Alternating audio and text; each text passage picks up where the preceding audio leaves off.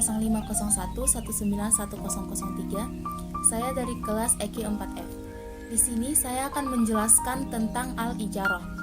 Nah, jadi yang pertama, pengertian dari ijarah. Ijarah itu adalah suatu bentuk muamalah yang melibatkan dua belah pihak, di mana kedua belah pihak ini adalah yaitu penyewa sebagai orang yang memberikan barang yang dapat dimanfaatkan kepada si penyewa untuk diambil manfaatnya dengan penggantian atau tukaran yang telah ditentukan oleh syarat tanpa diakhiri dengan kepemilikan.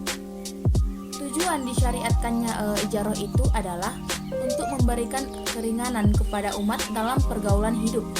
Seseorang mempunyai uang, tetapi tidak dapat bekerja, tetapi di pihak lain ada yang punya tenaga dan membutuhkan uang.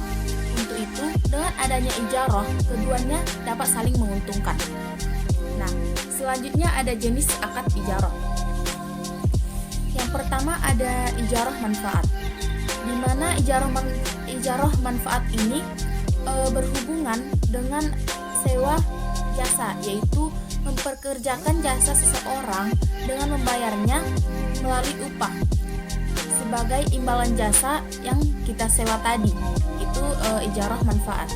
Yang kedua ada ijarah yang bersifat pekerjaan, yaitu di mana ijarah yang bersifat pekerjaan ini berhubungan dengan sewa aset atau properti, yaitu maksudnya adalah memindahkan hak untuk memakai dari aset atau properti tertentu kepada orang lain dengan imbalan biaya sewa.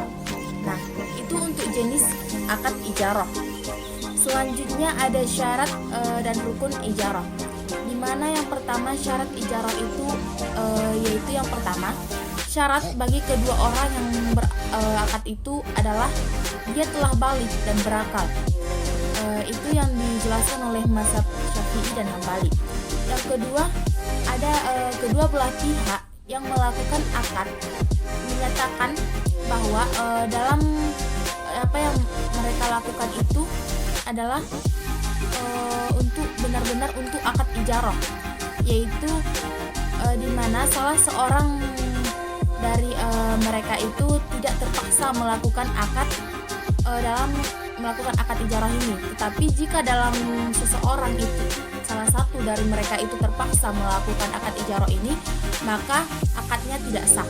Yang ketiga, ada manfaat yang menjadi objek ijarah harus diketahui secara jelas. Yang keempat, objek ijarah itu dapat diserahkan dan dipergunakan secara langsung dan tidak ada cacatnya. Itu untuk syarat ijarah. Selanjutnya saya akan menjelaskan tentang rukun ijarah, di mana rukun ijarah yang pertama ada orang yang berakad atau biasa kita sebut dengan akid. Yang kedua ada sigot akad, mu'ajir dan musta'jir. Yang ketiga ada upah, dan yang keempat ada manfaat. Itu untuk rukun ijarah. Selanjutnya dasar hukum ijarah, di mana pada dasar hukum ijarah, pada dasarnya prinsip ijarah sama dengan prinsip jual beli. Namun di dalam prinsip jual beli dan ijarah ini terletak perbedaannya pada objek transaksinya, di mana pada jual beli objek transaksinya itu ada pada barang, sedangkan pada ijarah objek transaksinya itu ada pada jasa. Adapun dasar hukum tentang kebolehan al-ijarah ini telah disebutkan atau diriwayatkan oleh Ibnu Majah, di mana arti dari hadis yang diriwayatkannya itu adalah berikanlah upah atau jasa kepada orang yang kamu pekerjakan sebelum keringat mereka kering. Itu untuk dasar hukum ijarah. Selanjutnya saya akan menjelaskan tentang berakhirnya dan pembatalan ijarah.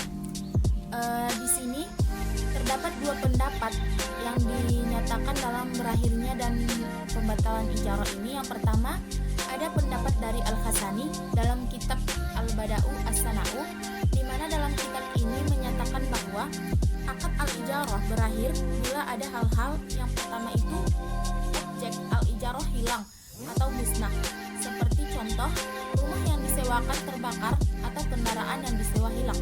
Yang kedua, renggang waktu yang disepakati dalam al-ijarah itu berakhir. Yang ketiga, wafatnya salah seorang yang berakad. Dan yang keempat, bila mana ada unsur dari salah satu pihak seperti rumah yang disewakan disita negara karena terkait adanya utang, maka akad al-ijarah itu tetap.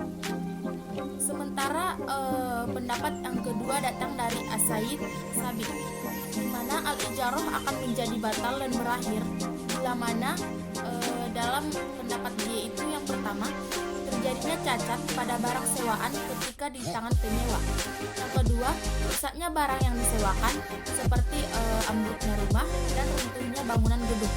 Yang ketiga, rusaknya barang yang diupahkan seperti bahan baju yang diupahkan untuk dijahit. Yang keempat, telah terpenuhinya manfaat yang diakatkan sesuai dengan masa yang telah ditentukan selesainya pekerjaan.